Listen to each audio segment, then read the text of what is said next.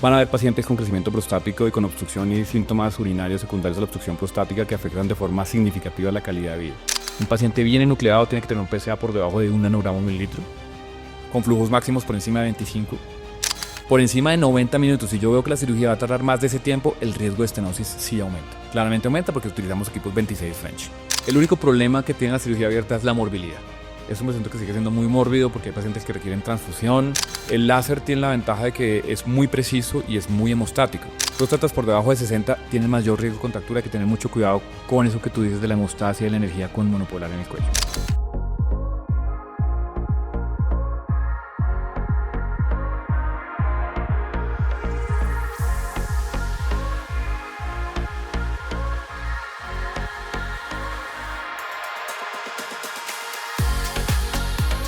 Hola, ¿cómo están? Bienvenidos a un capítulo más de UroConnect, Voces de la Urología Colombiana.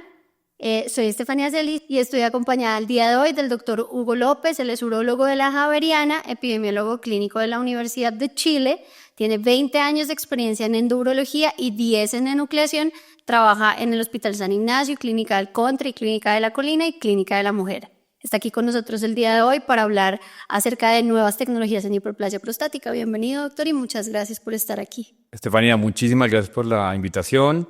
Felicitaciones por este programa que ha sido excelente, este podcast, muy bueno. Muchas gracias. Muchas gracias.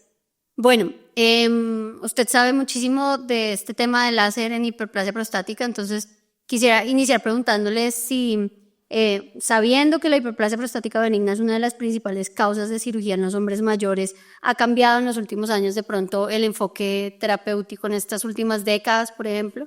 Sí, así es. Como tú bien lo dices, es una de las patologías más prevalentes y yo creo que los urólogos, independientes que hagan litiasis o oncología, van a ver pacientes con crecimiento prostático y con obstrucción y síntomas urinarios secundarios a la obstrucción prostática que afectan de forma significativa la calidad de vida. Aquí hay varias cosas importantes para mencionar. Una es que tenemos excelentes medicamentos que incluso previenen la prevención de complicaciones, pero es claro definir qué pacientes de entrada son quirúrgicos, porque el órgano que sufre con la hiperplasia prostática es la vejiga. Y definitivamente los estudios muestran que estamos operando pacientes muy tarde. Cuando digamos con pacientes con complicaciones, que tienen daño renal, daño vesical, cálculos en vejiga, es porque llegamos tarde a la enfermedad. Entonces tenemos que saber como urólogos qué pacientes vamos a intervenir tempranamente para evitar que lleguen a este estado tan deteriorado de su vejiga. Entonces, han cambiado el tratamiento con medicamentos. Tenemos un grupo grande de pacientes que hoy en día por preferencia quieren cirugías menos invasivas y es por eso que podemos hablar un poco más adelante de las tecnologías de mínima invasión. Y adicionalmente la enucleación transuretral, que es básicamente hacer lo que hacemos en cirugía abierta a todos, pero por vía endoscópica con menos complicaciones. Ok. Dentro de esas tecnologías mínimamente invasivas, ¿cuáles existen y cuáles tenemos disponibles en Colombia? Muy bien. A nivel mundial hay varias. Tenemos la terapia de vapor de agua, tenemos los ganchos en la uretra prostática o el Urolift, tenemos la embolización de arterias prostáticas y una de reciente aparición que es el balón con plaquita Axel. En Colombia tenemos disponibles el vapor de agua, son tecnologías buenas para un grupo específico de pacientes. Aquí hay que mencionar dos cosas importantes. Una es que hay que reconocer y explicar al paciente que si bien es cierto que tienen unas complicaciones, son procedimientos ambulatorios, no es para todos los pacientes con crecimiento prostático, para pacientes con próstatas no tan grandes idealmente porque la tasa de retratamiento es un poquito más alta que la cirugía desobstructiva como una RTU, por ejemplo, y que el paciente puede que en 5 años requiera un nuevo tratamiento, eso lo tiene que tener claro. Pero aquí es donde entran las preferencias de los pacientes, porque hay pacientes que dicen, doctor, yo no estoy dispuesto a sacrificar la eyaculación. Entonces, una RTU, una cirugía abierta o una enucleación, la posibilidad de que preserve la eyaculación no es alta. Si el paciente quiere preservar la eyaculación porque su paternidad todavía está vigente, pues lo ideal es hacer una terapia de mínima invasión como estas, aunque si bien es cierto que en el 100% de los casos no garantizan preservar la eyaculación anterógrada. Y la embolización de arterias prostáticas también hay que mencionar que si bien es cierto cuando salió pensábamos que para los pacientes de 80 años con sonda permanencia los íbamos a embolizar y les quitábamos la sonda, no es tan así, también es para un nicho especial de pacientes. Esto también tiene que ver con la curva del radiólogo intervencionista que hace el procedimiento. Y lo ideal es que estos sean pacientes que sean llevados a un protocolo institucional donde esté el urólogo y el radiólogo, porque nos pasa que llega el paciente directamente por el radiólogo y nosotros como urólogos manejamos las complicaciones. Entonces hay que ser claros que hay muchos de estos pacientes que están en la curva de formación y de aprendizaje, entonces es importante explicarle esto al paciente. Y adicionalmente tenemos que mencionar el balón con plaquita Axel, que en los últimos congresos se ha demostrado que los estudios, el resultado ha sido muy bueno comparativamente con otras tecnologías. Y básicamente lo que hace es que es el mismo principio del Paclitaxel que utilizan los cirujanos de cirugía reconstructiva en uretra y en uréter. Hace una comisiotomía anterior, rompe la comisura anterior y hace que se abra la celda prostática con muy buen resultado. Es un procedimiento ambulatorio, en donde con la sonda hago una dilatación con balón y va bastante bien. Habrá que ver a largo plazo qué resultados tenemos. Pero son una opción que tienen los pacientes hoy en día, que quieren tener menos tiempo de sonda, que quieren tener menor riesgo de complicaciones, menor riesgo de sangrado, procedimientos que no son tan de consultorio, pero si son una sala con sedación se pueden hacer y los resultados pueden ser bastante buenos. Y por otro lado tenemos toda la innovación que ha llegado con el láser. Yo digo que es como la versión 2.0 del láser, porque en los años 80 tuvimos todos estos láseres de neodymium y diodo, que el láser era un láser de una penetrancia muy alta y las complicaciones y el sangrado eran muy importantes y por eso se abandonó. Pero los últimos láseres son láseres mucho más precisos y son mucho más eficientes. Dentro de esos láseres, pues yo he escuchado que existe el láser verde, el holmium, el thulium, y también podríamos tomar en cuenta dentro de esas tecnologías la energía bipolar, ¿verdad? ¿Cuáles son en qué consisten brevemente cada uno de estos y en qué se diferencia? Bueno, aquí lo importante es que cuando hablamos de nucleación, la nucleación transuretral de próstata, que de hecho ya es un término que se acuñó en el Congreso de 2017 de la Asociación Europea de Urología, es una técnica que es básicamente imitar lo que hacemos en cirugía abierta, pero en forma endoscópica, yéndonos desde el verum, desde distal, hacia proximal, hacia el cuello de la vejiga, buscando el plano entre la cápsula y el adenoma. Ahora yo eso lo puedo hacer con diferentes energías, como tú mencionas, con láser, o lo puedo hacer con la energía bipolar, o incluso hay grupos alemanes que lo hacen con energía monopolar, y es básicamente encontrar el plano. Yo encuentro el plano entre el adenoma y la cápsula, diseco el plano, me mantengo en el plano, y lo que busco es soltar el adenoma. Aquí ya la diferencia pues viene siendo en el equipo que yo utilice, y esto pues va a depender de lo que yo tengo en el sitio en donde trabajo, de la experiencia previa que tengo en cirugía endoscópica. Y muy importante, y esto es importante para los urólogos en formación y para los urólogos que están entrando en estas tecnologías, es entender la interacción que yo tengo de la energía con el tejido. ¿Qué tanta energía estoy entregando en el tejido? Porque esto va a verse reflejado en los resultados postoperatorios y en las complicaciones también. Entonces, cuando hablamos de energía bipolar, pues esto es una energía, la RTU y la cirugía transuretral bipolar, pues lleva muchos años. De hecho, este año la prostatectomía transuretral cumple 100 años. Y es el procedimiento contra los cuales ustedes ven que todas las nuevas tecnologías e incluso la enucleación en sus inicios se comparaba con cirugía transuretral, que sigue siendo el gold estándar. Esto está cambiando, seguramente va a cambiar, como lo vamos a mencionar más adelante, pero sigue siendo una cirugía muy vigente. La enucleación no es algo nuevo, es algo que pues tiene más de 30 años. La primera persona que hizo enucleación fue el doctor Hiraoka en Japón, que lo hizo con monopolar. Diseñó una valva especial, una uña especial que lo que hacía era que buscaba el plano entre la cápsula y la próstata. Presentó un estudio en el Journal of Urology en el año 1989 con más de 200 pacientes y ahí quedó. Después viene Peter Gilling en Nueva Zelanda, finales de los 90, año 1998 y 99, con el holmio inicial de 100 vatios. Y en este momento, pues es una técnica que está a nivel mundial. Como tú bien lo dices, se puede hacer con diferentes energías también láser. El láser tiene la ventaja de que es muy preciso y es muy hemostático. Tenemos el láser de holmio, estamos hablando de láseres de alta potencia cuando hablamos con equipos de más de 60 vatios. El láser de holmio, la diferencia que tienen estos láseres son, uno, la longitud de onda, y dos, si son láseres que son de onda continua o de onda pulsada. El láser de holmio, para hablar del primero de ellos, es un láser que tiene una longitud de onda que está en 2140 nanómetros. Es un excelente disector, es buen hemostático. La profundidad que tiene está entre 0,4 y 0,8 milímetros. El láser de Thulium es un láser continuo, de onda continua, que carboniza muy bien. No es el disector que es holmio, porque es un láser que tiene más contacto, y ahí el problema es que a veces yo por el plano en que me meto con la fibra de Thulium es el plano que hago de disección, mientras que el holmio me hace un plano un poco más claro. Es un láser que tiene una longitud de onda que va entre 1940 y 1960 nanómetros. Tenemos también el láser de luz verde, y la profundidad del láser de Thulium es una profundidad un poco menor, que está entre 0,2 y 0,6 milímetros. El láser de luz verde es muy buen hemostático porque tiene una muy buena afinidad con la hemoglobina. Tenemos más experiencia con este porque lleva mucho más tiempo en el país. Vaporiza muy bien. longitud de 532 nanómetros, una profundidad un poco mayor, puede ser hasta de 1 centímetro, por eso a veces hay que tener un poco de cuidado cuando estamos cerca de la cápsula. Y está el láser de fibra de tulio, que también tiene la ventaja que yo tengo el láser disparado continuamente en la fibra. También puedo hacer enucleación, aunque la potencia es un poquito menor que un láser de holmio de 100 o de 150. Y adicionalmente tenemos un láser de tulio pulsado, que también llegó hace poco al país, que combina las buenas características hemostáticas del holmio, diflectoras del holmio, con las buenas características hemostáticas del tulio.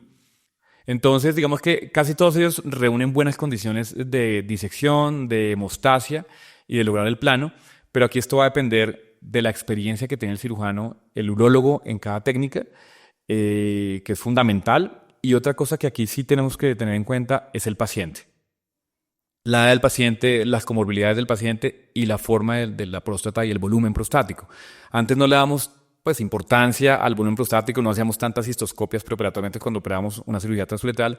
Hoy en día sí, porque de esto va a depender el tamaño y el volumen de la próstata, qué cirugía le voy a hacer o cómo voy a entrar a buscar el plano. Allá voy para una pregunta, ahí para que usted nos deje como claro cuáles son los criterios de cuándo yo decido cuál láser es más adecuado que una RTU o, por ejemplo, que una cirugía abierta y cuándo decido un láser específico según esas características de la próstata. Aquí es fundamental decir que la RTU pues sigue siendo vigente. Esto es lo primero que hay que decir. Hay gente que tiene mucha experiencia en cirugía transuretral con el rectoscopio tanto monopolar como bipolar y el resultado ha sido muy bueno.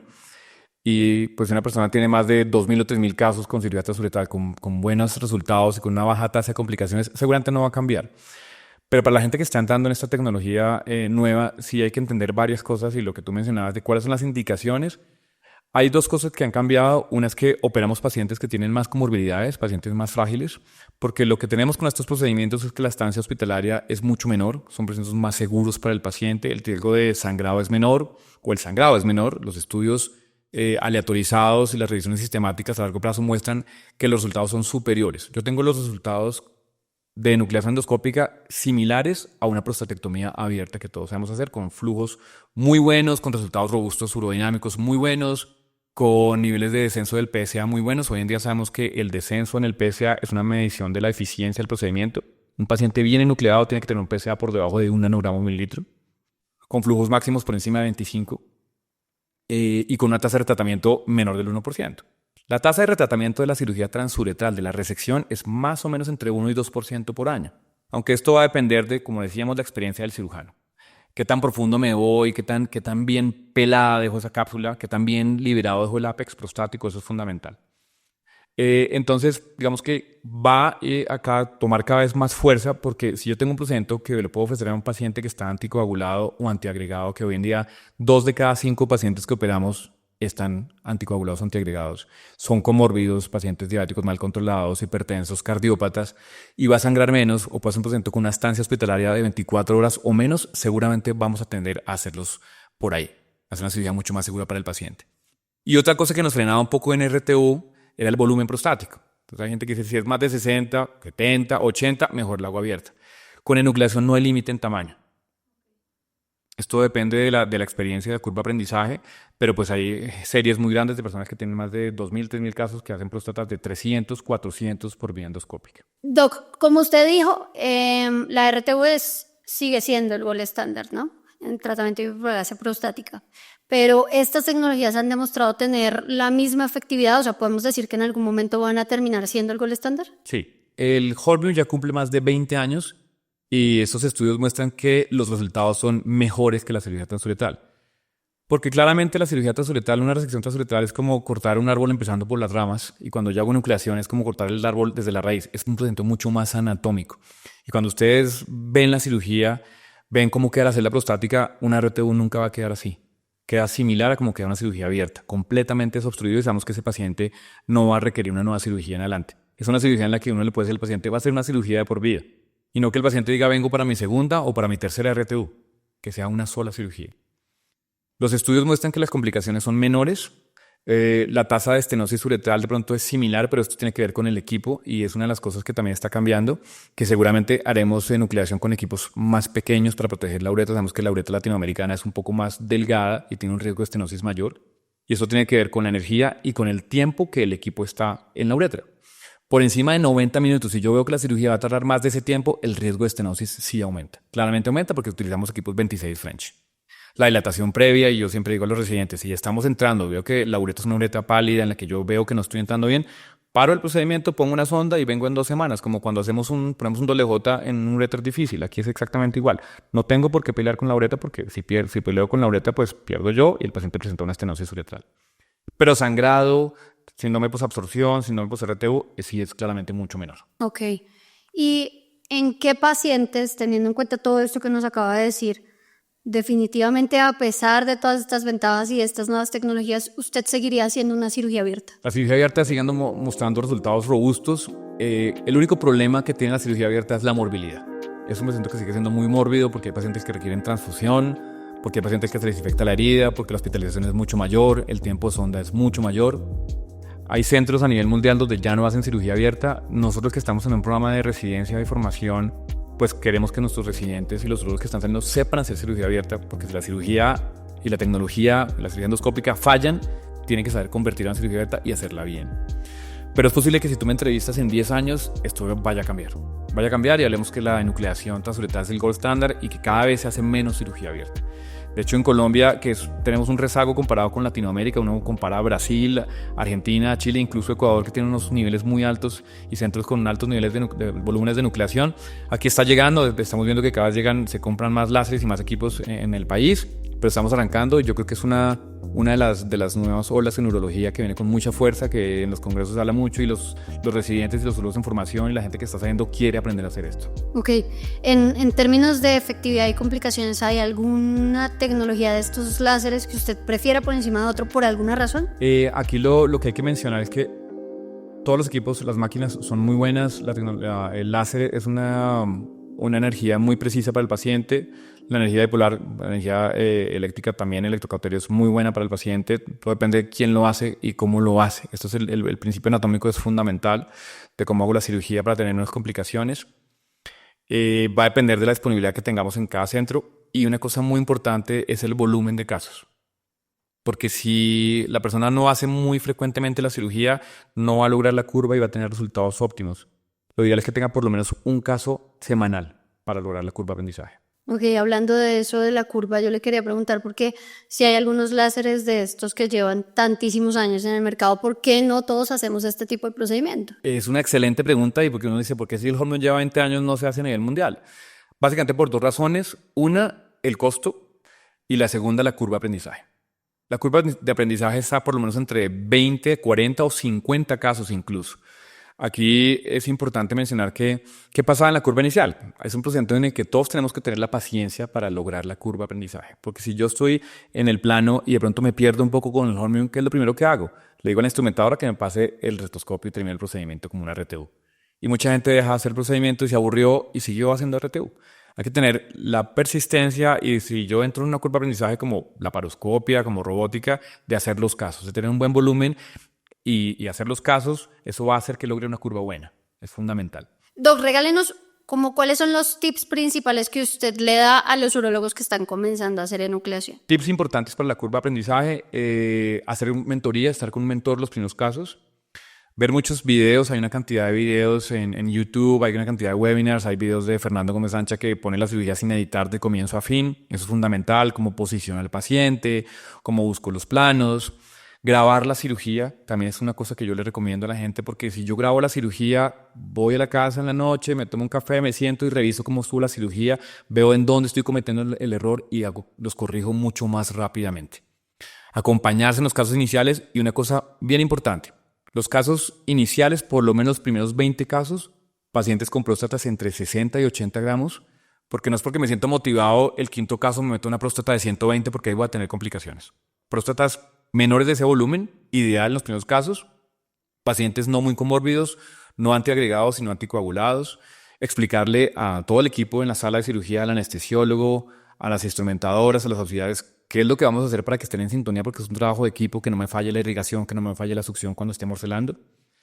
Mantener los planos, siempre, ya entrando un poquito en materia, digamos que en definir cuáles son los pasos ahí, Mantener los planos es comenzar con la disección apical temprana, porque una de las cosas que sí ocurre con la enucleación es que hay un poco más de incontinencia urinaria que es transitoria en más del 90% de los casos. Andreas Gross, un urólogo de Alemania con mucha experiencia, le dice a los pacientes que va a tener incontinencia 6 semanas, transitoria, algunos puede que tengan menos tiempo, pero es mejor que el paciente esté prevenido y que sepa que eso va a existir a que sea una sorpresa para el paciente.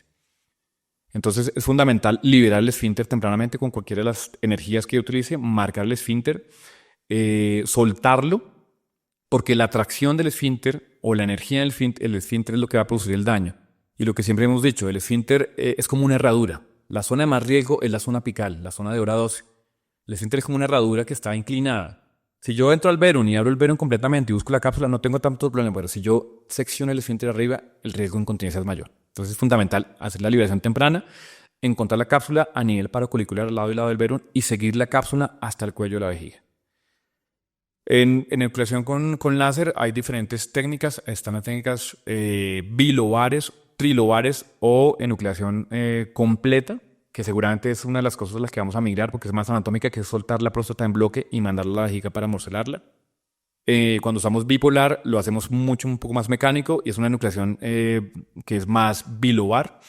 Y cuando se hace el láser de luz verde, en el que aquí la diferencia con respecto a los Holmium y el túnel es que el disparo es lateral y es una técnica que es un poco más difícil, pero también utilizamos más energía mecánica.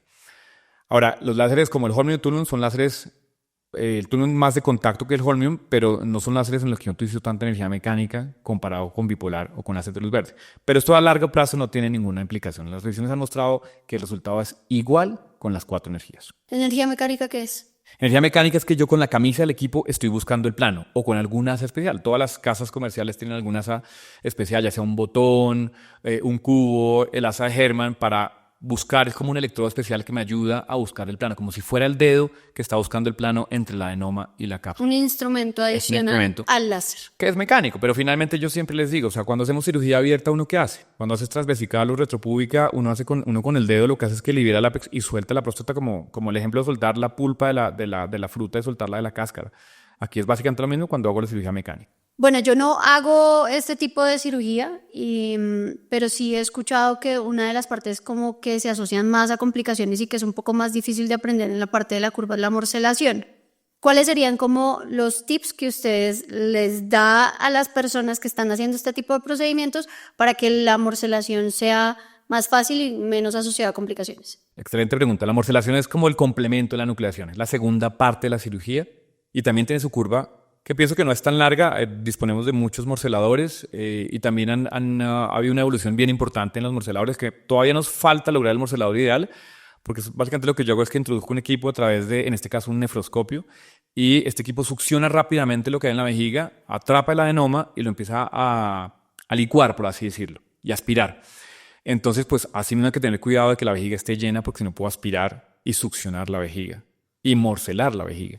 Entonces, aquí es fundamental. Lo primero, no empezar a morcelar antes de no tener una hemostasia adecuada. Si yo no tengo una buena visión, no morcelo porque puedo confundir el adenoma con la pared vesical y morcelar la vejiga. Entonces, una muy buena hemostasia de la celda prostática y del cuello vesical, porque estos vasos del cuello, como le digo a los residentes siempre, es que empiezan a sangrar hacia la vejiga y son los que forman los coágulos al final de la cirugía.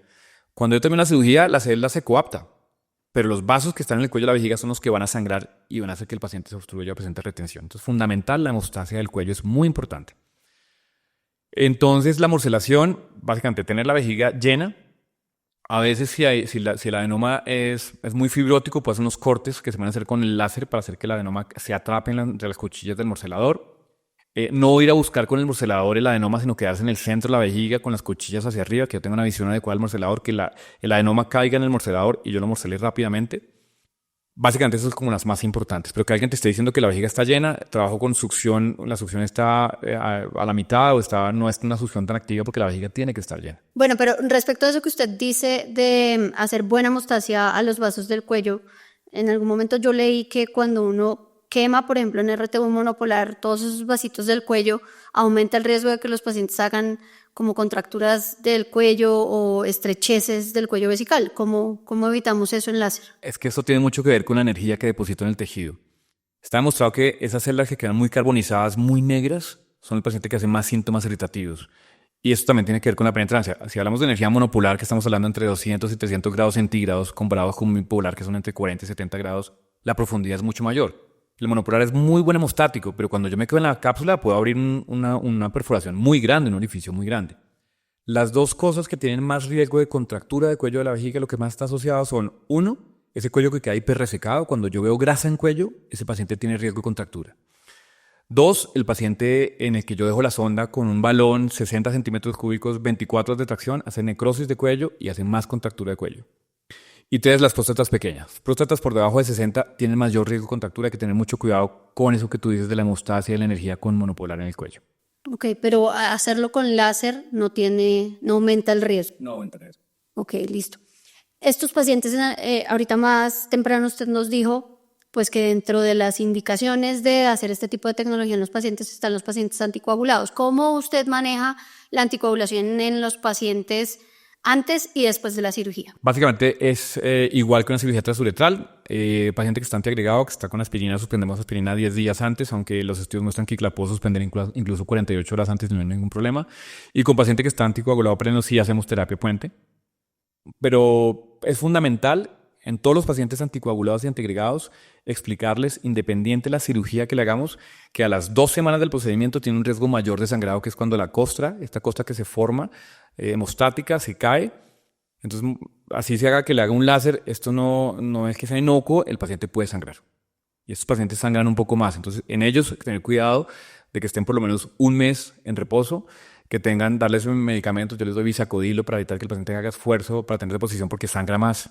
Entonces, siempre independiente qué energía use, ese paciente anticoagulado puede sangrar más. Pero ¿usted cree que no solo en pacientes anticoagulados, sino que es una pregunta que se me ocurre ahora por lo que yo he visto en algunos pacientes, es estos pacientes de láser hacen más sangrado en ese posoperatorio a los 15 días que los pacientes operados con RTU monopolar? Exactamente igual, no hay diferencias. Ok. No hay diferencias. Pero lo que sí se ve en el procedimiento, comparado con el monopolar, ya que lo mencionas, en láser la cirugía es mucho más limpia, se ve mucho más claro durante todo el procedimiento, por la hemostasia que tengo con esta energía. Yo uso mucho en RTU monopolar, mucho no, en casi todos los pacientes yo uso ácido tranexámico. ¿Usted también usa tranexámico o no sería necesario? Sí, la evidencia es controversial, pero hay un artículo que salió publicado en New England hace 3 años que vio cómo era el uso de ácido tranexámico en toda la cirugía urológica, en percutánea, en cirugía endoscópica, y definitivamente los pacientes sangran menos. Yo lo uso 1 hora antes del procedimiento. Doctor, ¿el tiempo de sonda es igual? ¿Cuánto tiempo les deja la sonda? Tiempo de sonda y de hospitalización es menor que la reto convencional. Hay pacientes que tienen sonda 24 horas. De hecho, Amy Krambeck en Estados Unidos opera al paciente en la mañana. En la tarde le quita la irrigación y le quita la sonda. Y si el paciente hace 2 micciones, lo manda para la casa. Hace un procedimiento ambulatorio. Y pues la idea es que lleguemos a ese punto en algún momento, que podamos hacer una cirugía endoscópica, independientemente del volumen prostático, ambulatoria, y que el paciente vaya para la casa sin sonda. Aunque no hay afán, no pasa nada si le dejo al paciente una sonda, pero en promedio son 24, máximo 48 horas. ¿Y qué perspectiva tiene usted acerca del futuro de estas tecnologías láser en tratamiento de hiperplasia? ¿Usted cree que vamos a ver innovaciones así prontamente en los próximos años? Sí, y estamos viendo muchas innovaciones. Tal vez las 2 o 3 más importantes son, una, la potencia de los láseres. La segunda son efectos que utilizo con los parámetros, con los settings de láser. Hay uno que es el efecto Moses o el Virtual Basket, eso va a depender de la casa comercial, que básicamente es una doble burbuja, una burbuja que me hace la dilatación, me abre el campo y me separa los tejidos, y la otra que hace que llegue la energía láser al tejido, y eso ha mostrado ser mucho más hemostático y ha mejorado la curva de aprendizaje de los procedimientos. Y la otra es el tamaño de los equipos. Estamos viendo que seguramente vamos a poder hacer esta cirugía con equipos mucho más pequeños para disminuir el riesgo de estenosis uretral. El 80% de las próstatas que operamos son próstatas que están entre 60 y 80, 90 gramos. Es muy raro el paciente con próstatas de 150 o 100. Sí lo hay, pero no es el de todos los días. El de todos los días está en ese volumen. Y sabemos que una próstata que hagamos en menos de 1 hora y media, el riesgo de estenosis va a disminuir. Pero si tengo un equipo 22 French, 20 French o incluso 18, pues va a ser ideal. Puede que alargue un poquito el procedimiento, pero tengo menos riesgo para el paciente. ¿Y alarga el procedimiento por qué? ¿Por el flujo? Porque el flujo es menor y me va a demorar un poquito más en la nucleación y en la morcelación. Pero son cambios que van a llegar, y la idea es que cada vez hagamos próstatas de volúmenes mucho más grandes, con pacientes de mayor riesgo, más frágiles, como son los que tenemos todos los días, de forma endoscópica, mucho más seguros para los pacientes, mucho más seguros para nosotros como especialistas en términos de posoperatorio, que no se compliquen los pacientes. Y pienso que más que el futuro, yo creo que es el presente ya el estándar, la nucleación transuretral de próstata. ¿Alguna recomendación para los residentes o urólogos jóvenes que estén buscando en entrenarse en este tipo de tecnologías? Sí, hay muchos sitios para entrenarse, empezar a buscar mentores, hay sitios con formación con altísimo volumen, donde pueden meter mano, por así decirlo, y hacer cirugías y empezar a hacer los casos acompañados, como les digo, pacientes no muy frágiles, no muy comórbidos, explicarle a todo el equipo lo que van a hacer es fundamental y estar viendo sus cirugías para corregir errores y lograr una curva de forma muy rápida. Pienso que es un procedimiento que todos vamos a poder hacer. Doctor, muchísimas gracias por su tiempo, por acompañarnos, por todo esto que nos enseñó. Esperamos que vuelva. Estefanía, muchísimas gracias. Un abrazo para todos. Gracias, chao.